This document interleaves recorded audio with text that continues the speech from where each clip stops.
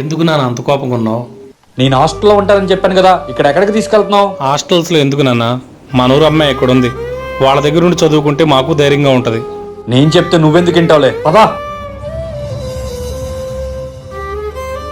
అమ్మా యతీషా. బాబాయ్ ఎలా ఉన్నారు? ఇదేనా రావటం? రండి లోపలికి. అందరు ఎలా ఉన్నారు బాబాయ్? ఈసారి పంటలు బాగా వచ్చినాయా? అందరూ బాగానే ఉన్నారు, పంటలు కూడా బాగానే ఉన్నాయి. ఇదే వీడి గురించి ఆలోచన. పర్వాలేదు కదమ్మా. భయం ఎందుకు బాబాయ్, మా తమ్ముడు కూడా అక్కడే చదువుకునేది. రే నవీన్. ఏంటక్క? ఏంట్రా ఏం చేస్తున్నావు లోపల? నేనా?